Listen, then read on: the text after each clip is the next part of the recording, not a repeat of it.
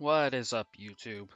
P-Don's here, and this time I am going to be taking you guys through my Week 6 match in Season 3 of UGA's Alola division versus Hungry Hippo and the Lake Erie Wishiwashis. Now, I'm coming off a very good win last week, which definitely helped my playoff push, but my opponent is also looking to make a playoff push, being only one game behind me in the standings.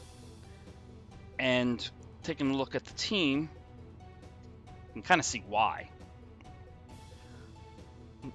I've got the same mons that I'm gonna have the rest of the season, but my opponent is rocking a Tapu Fini, Escavalier, Mamoswine, Goodra, Roserade, Galarian Zapdos, Stonjourner, Salazzle, Manectric, Slowbro, and there was one move made by my opponent. I believe it was Blossom out for Obstagoon. And honestly, when I saw that move made, I thought it could possibly be for me. Like, Dragapult is really good, but Obstagoon does pretty well against it. Plus, it also gets the Define ability, which basically means that I will be powering up the Obstagoon. And if I'm powering up the Obstagoon and there's going to be some max strikes, it could be a problem for me, especially with the speed control. And, Dragapult is immune to it? Well, it gets max darkness pretty well and can easily destroy Dragapult. So, that was definitely a concern that I had going into this match. The fact that I don't have Torracat anymore lessened the possibility of it coming, and Tapu Koko was always potentially good against it. But there were many, many more concerns than just Obstagoon. Mamoswine. Basically, this thing that has had world success, like if any of you have been following VGC for a long time, you might know that Arash won the World Championships in 2013 with Mamoswine. However, Worlds isn't the only place it's had success. You have Ice Stab, you have Ground Stab. It's a mon that has run Thick Fat for years, and then in Gen 8, nobody runs Thick Fat anymore in real VGC because they made Oblivious block Intimidate, which this mon is great. And honestly, when you look at my team, Dragapult weak to Ice, Virizion weak to Ice, Coco weak to Ground, Diggersby weak to Ice, Weavile frail as hell, Omastar weak to Ground, and of course Coughing as well. So yeah, this thing's coming, and I better figure out a way to deal with it. Tapu Fini is also kind of harder to break. Like, if anyone remembers my Week 2 match versus AJ, I had some issue with Azumarill. It almost cost me the set. That's the one where I had to nail the ally switch read game 3 in order to win the set. And part of the reason I was forced into that position was because Azumarill was played well enough that it put me there. So I have to figure out a way to stop or at least slow down this other bulky water, Tapu Fini. And also it gets misty terrain like when it switches in, so I can't even burn stuff like Mamoswine with any reasonable accuracy. So it's going to be tough. Goodra, it kind of forces me to consider a more physically offensive team this week instead of a mixed or special attacking team. Like, Gudra's got a base 150 special defense.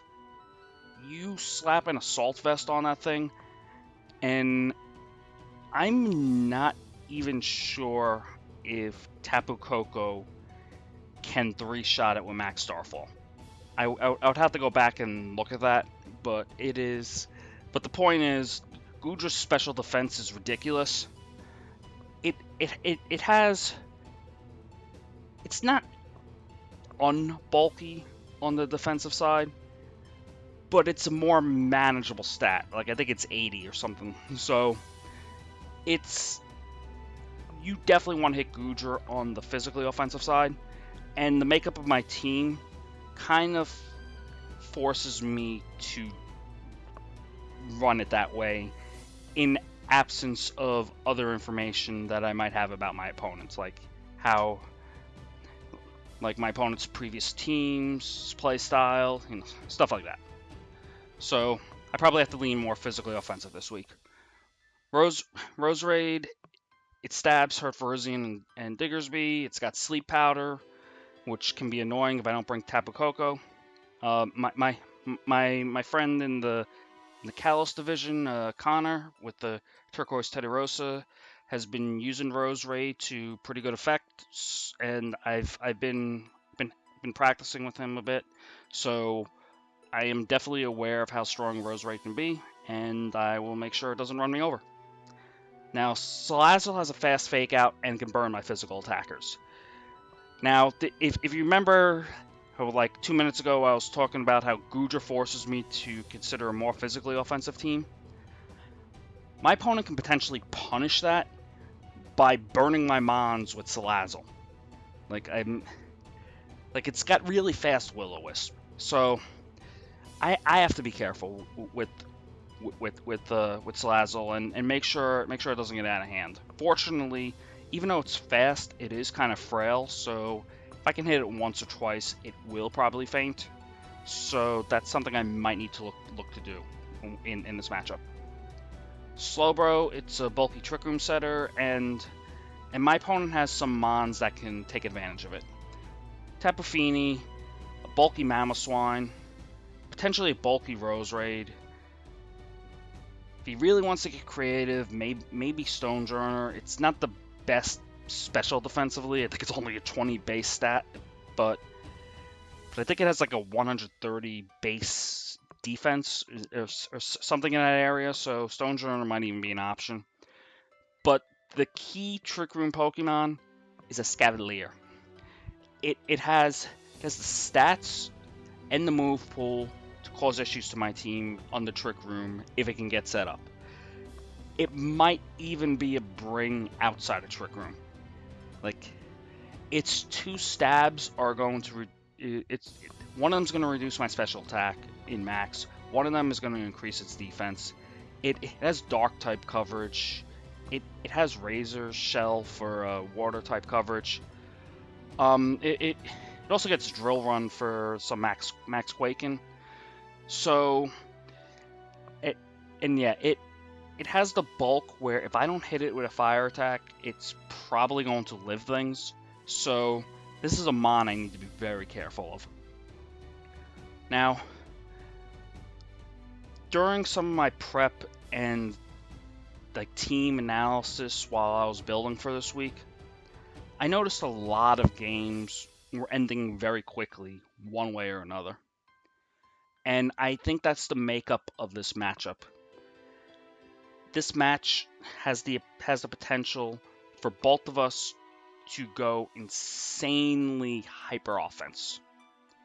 Like, for example, Galarian Zapdos has great stabs. Like, Virizion doesn't want to deal with Airstreams or Brave Bird. Diggersby doesn't want to deal with, what is it called? Close Combat or Max Knuckle or anything like that. Obviously increasing its speed with Airstream is going to be a problem. If I try to Wormwind to decrease its attack, it's just going to get the Defiant boost. Like, Galarian Zapdos is one of them. Mamoswine can basically sweep me if I'm not careful. Goodra has the move pool to do it. Rose Raid hits hard. Even Tapu Fini can be run offensively, and I just mentioned the Scavalier. So this matchup is probably going to have 2 or 3 quick games. I'm not sure who's going to win. I just know that things on both sides have the potential to die extremely fast. So I am going to have to make sure that the Mons dying extremely fast are my opponents and not my own. And to that extent, I'm predicting these 6 Mons from my opponent.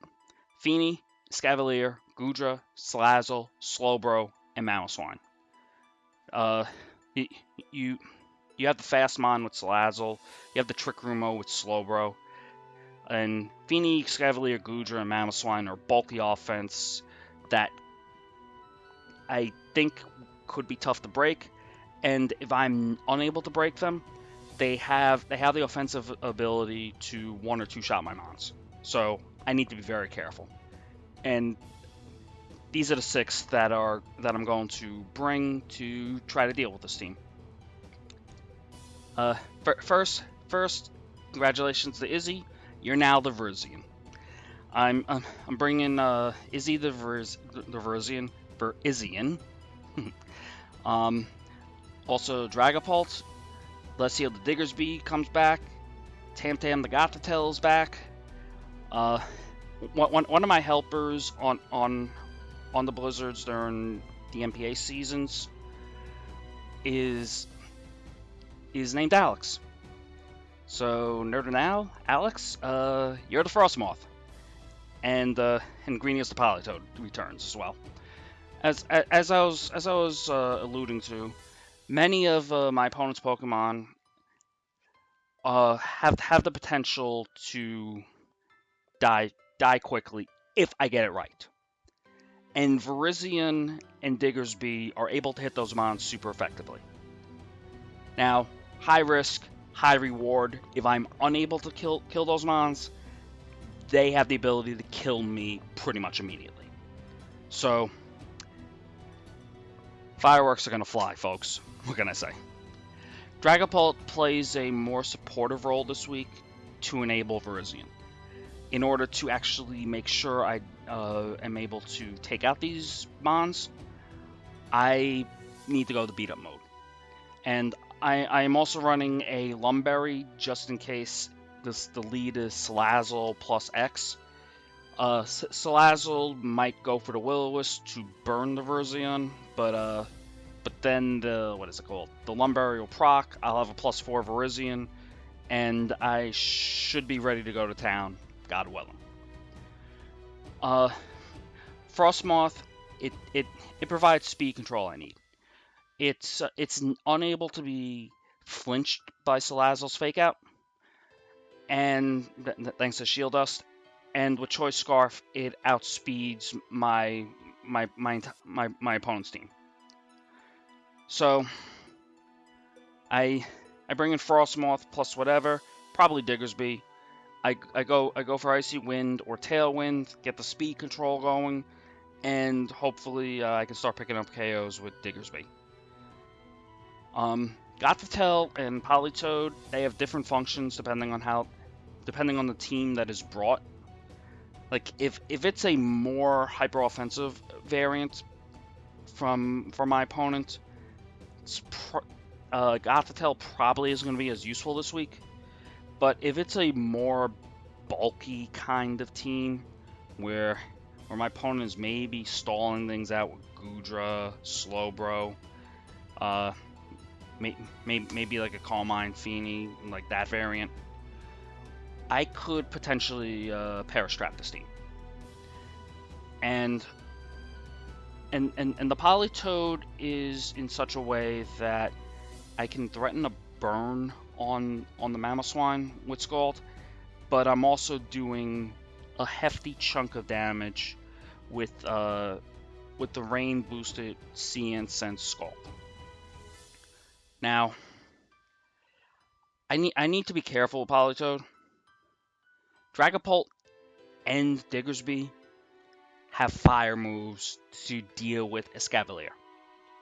So if I bring Politoed, my opponent either doesn't have Escavalier, or I have committed to a game plan where I need both of them, the fire moves and the Politoed, and I have to switch around and manage my game well enough to where Politoed is not reducing the damage onto Escavalier from the fire type attacks because I have Rain Up.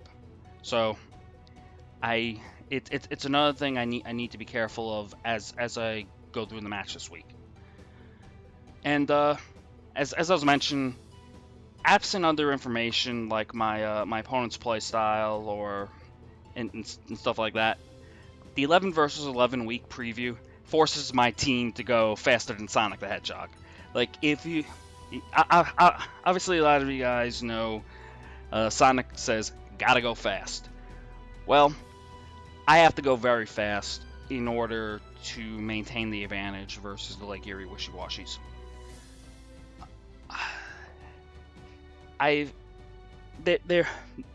There might be some ways where I can slow this game down, but the 11 versus 11 is screaming at me this week to have to go for those one shots or two shots and get them done as quickly as possible, because if I don't, something like Mammal Swine or Tapu Fini will probably be able to set up and cause me a lot of hell. So defense need not apply this week. The best defense for me is going to be a good offense.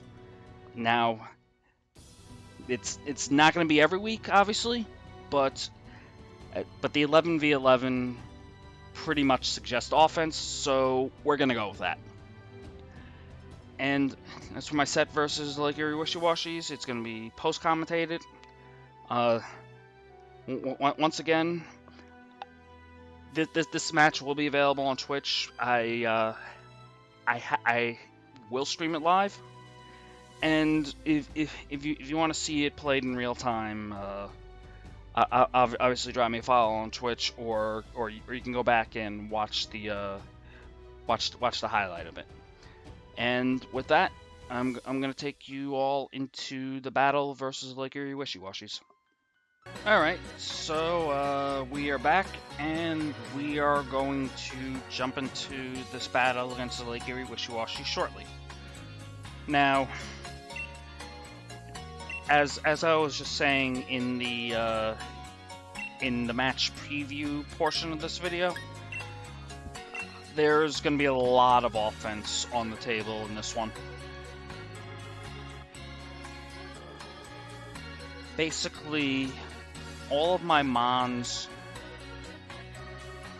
have the ability to do some extreme damage to Lake Erie Wishiwashis, but they're also frail enough in the right spots to where my opponent can do some massive damage to me. So, figuring out how my opponent is going to approach this matchup and an appropriate reaction to it is going to be key to be able to grab the victory and move to 5-1 on the season.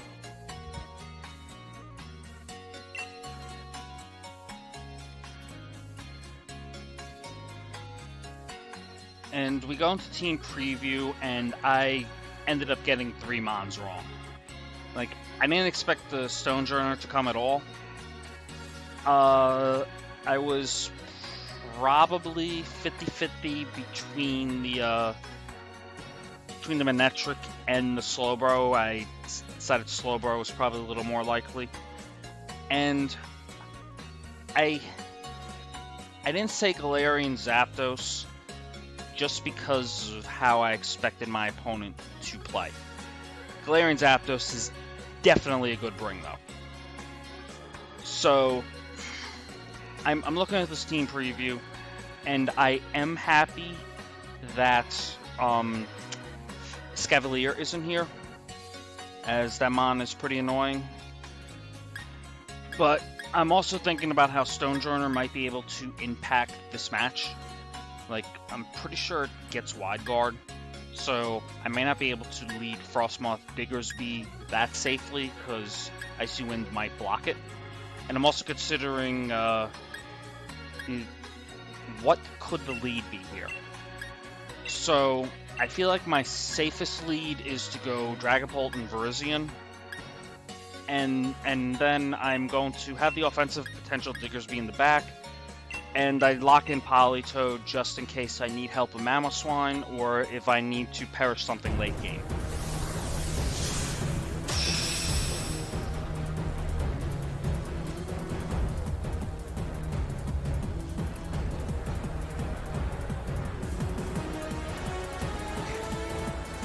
And we see the Mamoswine and Galarian Zapdos lead.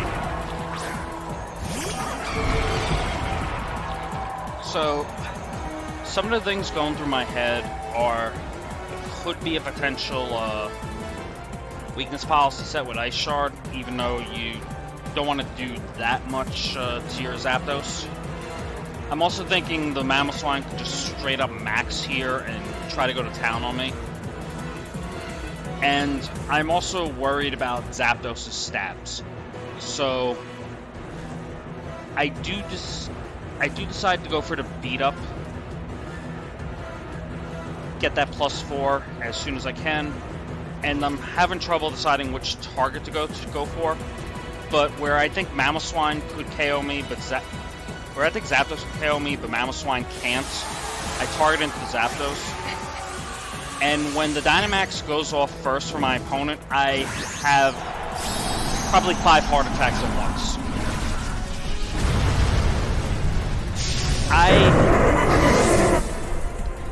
I did not expect either of them to go before my max, since both of them are EV to be faster than Zapdos and Mamoswine. Which means my opponent is running Scarf, Galarian, Zapdos. And Scarf, Galarian, Zapdos is terrifying. Fortunately, because the Scarf is turned off when the opponent's Pokemon maxed, I'm able to get the 4 beat-ups off. Once again, this animation takes like 45 seconds, so maybe Game Freak will patch it out in the future. But yeah, I'm able to get the 4 beat-ups off. And I'm able to send the +4 Max Airstream into the Scarf, Dynamax, Galarian, Zapdos. And I am able to get rid of a Pokemon that, to be blunt, scared the crap out of me. Oh my god. If that thing got going with Choice Scarf, I was screwed this game.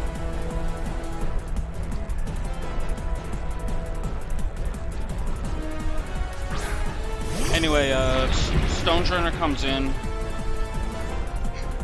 I'm thinking about potential calcs where could Ice Shard with Stonejourner's ability actually threaten Virizion's KO. Also, I haven't seen Mamoswine's item yet. It could be Focus Sash, where I need two turns to KO it, and that could be a problem for me.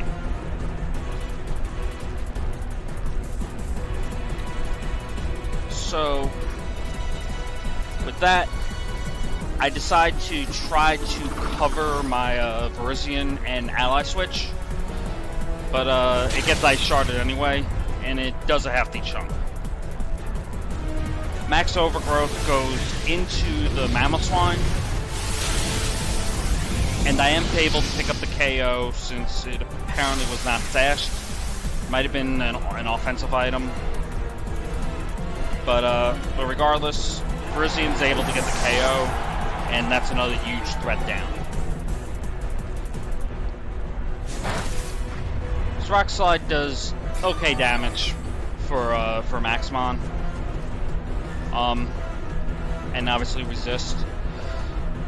It doesn't break Dragon Pulse Focus Sash, which I guess could be good information later on.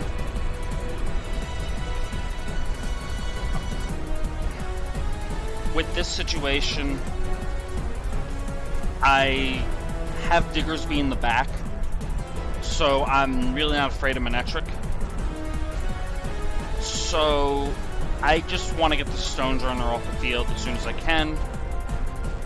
And so I target with Overgrowth, and I use Beat Up to break a possible sash so I don't show any more information than I already have. Stone Journey protects, which is a good call. It gives Manectric a free attack here. Though this +4 Grassy Terrain Overgrowth is going to do over half to Stone Journey, which will put it in position to be KO'd next turn. And the Manectric reveals Discharge, going for some Para Hacks, which could make things interesting, but fortunately neither of my mons get paralyzed. And I have a clear path to winning game 1 at this point. Just gonna go for the Leaf Blade into Manectric, and after contemplating a bit, I do decide to show Dragon Pulse just to get the Stone Runner off the field and to win this game as soon as I can. Dragon Pulse is able to get the KO, and the Leaf Blade is able to pick up the KO on the Manectric, and that is the scariest 4-0 win you will ever see. I was one different play away in that game from possibly being 4-0'd myself. So I realize I got lucky there, so I need to figure out a way to get a little more consistency for game 2 and a possible game 3.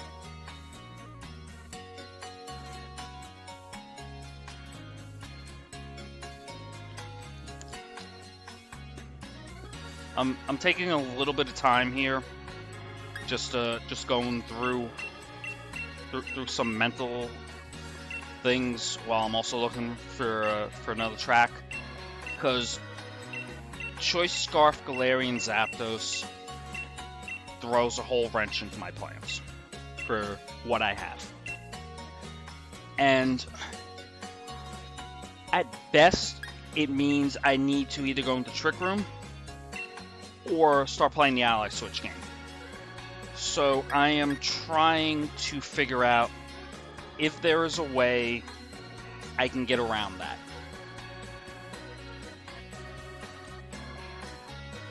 And based on what I have, I don't know if I'm really seeing it.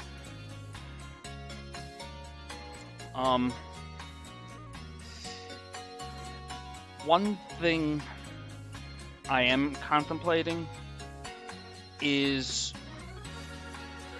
maybe a Frostmoth Dragapult lead, Ally Switch and get Tailwind up, and hope my Dragapult gets knocked out with both hits.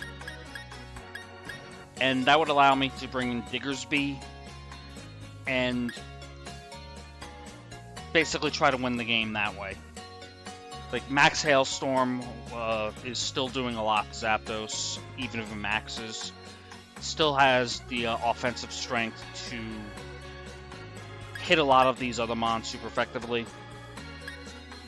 But the good news is, because I won game 1 I do have the ability to get a little risky, and if I get it right, I win the set. If I don't, I still have a game 3.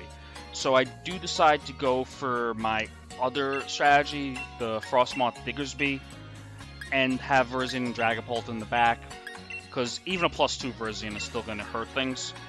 And maybe I'm able to catch a switch up.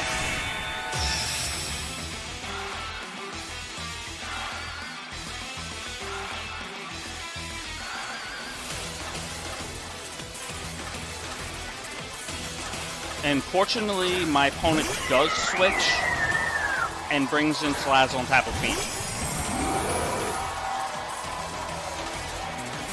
Now, this isn't an automatic lead for like Frostmoth and Diggersby to go to town, but given what my opponent has, it's as close to optimal for me as I can get. Max Geyser is still going to do a lot of damage, but with Icy Wind, I can get faster than both of them. I can break the sash on Salazzle potentially, and by going for Max Quake, I can get a +1 in special defense and take the Max Geyser a little bit better. So I do decide to lock that in.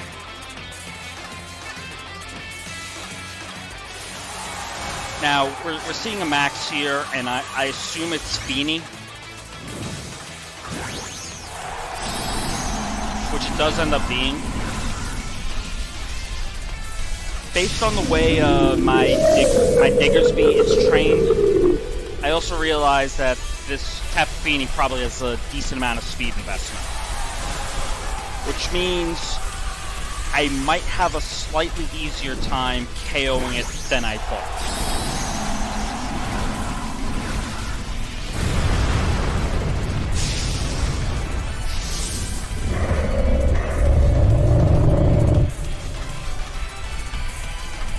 And fortunately, Icy Wind hits both Mons.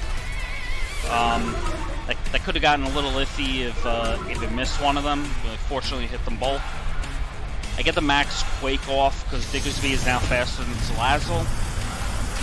I knock it out, and I increase my special defense 1 stage, which, based on some calcs I ran during the week, I am expecting will help me take Tapu Fini's Max Geyser. The Geyser does go into Diggersby, and I am able to take it.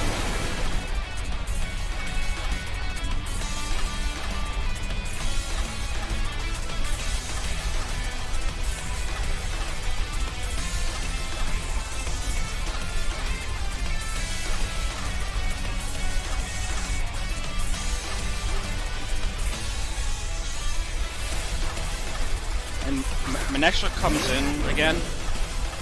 I am not particularly afraid of Manectric with Diggersby. And Frostmoth has kind of done its job already. So I'm just going to stay in and Icy Wind to maybe break a sash on the Manectric, if it has one. And I might be losing Diggersby this turn, so I decide to go for the Max Strike into the Fini. What I was thinking about was if Fini maybe Max Guards here, but then I realized that the Manectric isn't going to do much to me anyway, so I just decided to keep the offensive pressure on the Tapu Fini. And I am able to get the Max Strike off into the Fini. It does a lot. It still has a decent amount of health for the attack I just took, but it puts me in a decent position. This is a clever tech for my opponent. The attack going up and the showing of the Max Steel Spike means that my opponent is probably running physical Tapu Fini. it doesn't get Flash Cannon. It just gets Iron Head. So that was very clever by my opponent. And it goes pretty well into what I was doing this week. Fortunately for me, I have already dealt so much damage to the Tapu Fini that the additional defense from the Max Steel Spike probably won't matter too much. And to make sure that is the case, I bring in Virizion.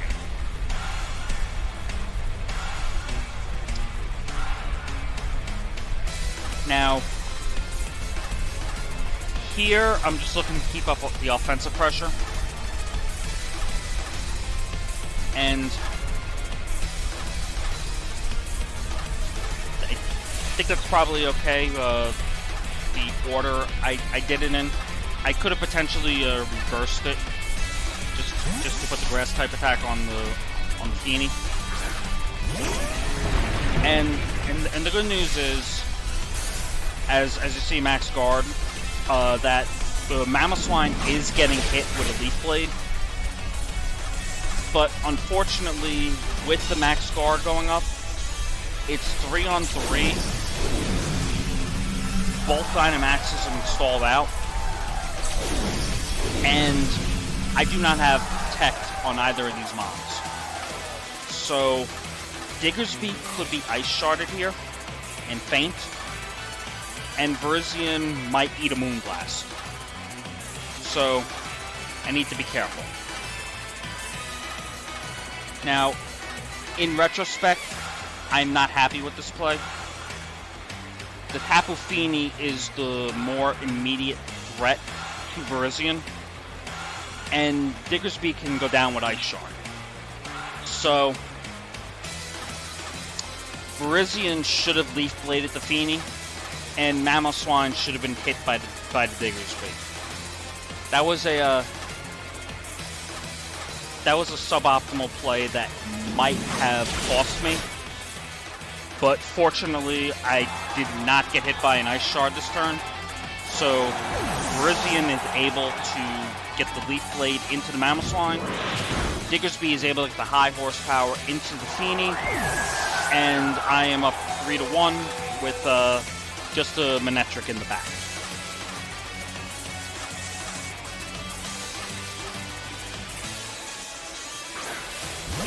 So the Manectric does return,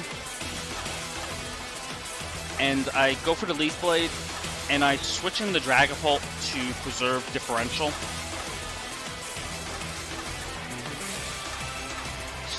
Especially with how tight the playoff race is and the seeding, being able to preserve any Mon that you can while you can potentially be very important. So I get the Leaf Blade off, decent damage, and the Manectric reveals that it's Citrus Berry.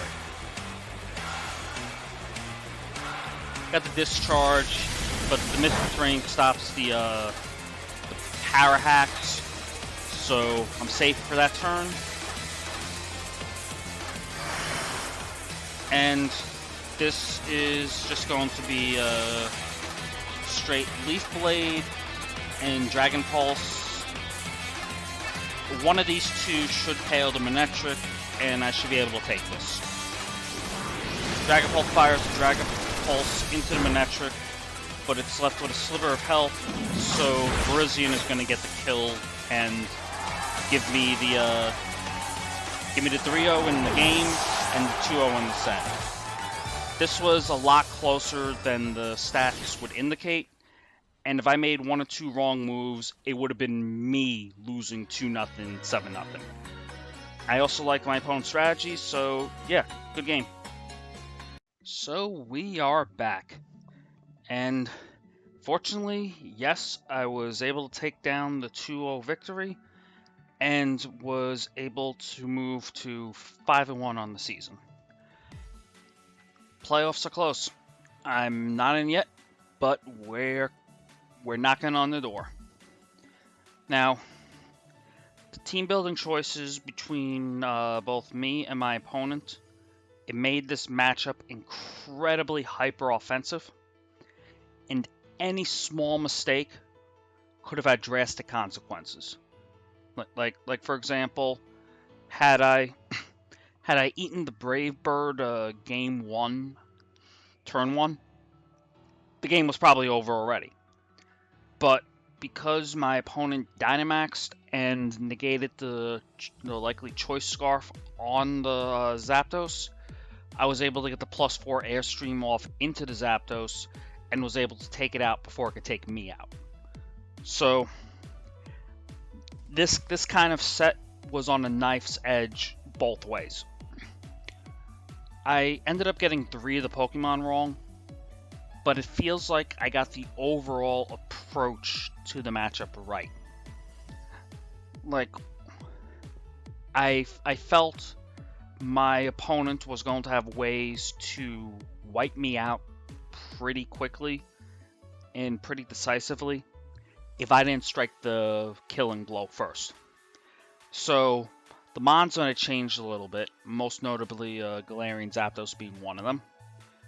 But the way to approach the team in general, I think did not change, and I think I was able to use that to my advantage to take this win. I also want to mention something. This is going to go down as a 2-0 win for me and a 7-0 win in for kills. And so basically the stats are going to make it look like I blowed out the Lake Erie Wishiwashis. I did not blow this team out. The fact of the matter is there were 1 or 2 decisions where they were basically 50-50 calls, and they could easily have gone the other way. And had they gone the other way, I would have lost this 2-0. I would have lost like 5-6, 7-0.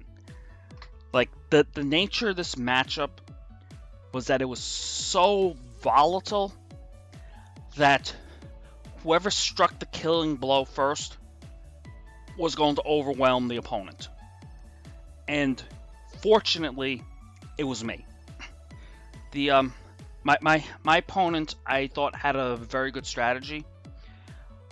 The Choice Scarf on the Zapdos was going to be very threatening to me. The likely physical Tapu Fini, combined with the Manectric being able to howl and boost its stats, that was pretty clever. And in Team Preview, Tapu Koko would not have been able to hit Tapu Fini with that. So I definitely could see scenarios where the Manectric and Fini worked like a charm. And also with the Steel Spikes, besides hitting the Frostmoth and Weavile well, although obviously it's Fairy type and can hit Weavile well that way, it was also able to boost its defense and the defense of its opponent, of its partner. Meaning the way I approached this matchup, it would have been hard to crack that if it got going. So I definitely like the approach my opponent took to this. I'm just fortunate enough that I was able to get it in check before it started to do some lasting damage to me. And Virizion and Diggersby, they stood strong and did their jobs. Like this matchup required them to knock out things quickly and efficiently, and for the most part, they were able to do that. Diggersby wasn't able to take out the Tapu Fini in one shot, but it did get it down. Like the health did get taken down enough that the additional Steel Spikes and Howls were going to have a nominal effect on the set. And I basically needed that in order to guarantee winning Game 2. Now, with other results in the league, I was able to move to second place with this win. I'm one game behind the one person who beat me this year, ECU, who is currently 6-0. And I'm tied with the Washington Pokemon team on both record and games, but I am ahead of them in the kill-death ratio. So it's really close at the top. But also, I still have not clinched a playoff spot yet. I could still find myself out. So I do have some playoff scenarios in Week 7. And it comes down to this. Winning in. If I win, I'm in. But I also have clinching scenarios if I lose next week.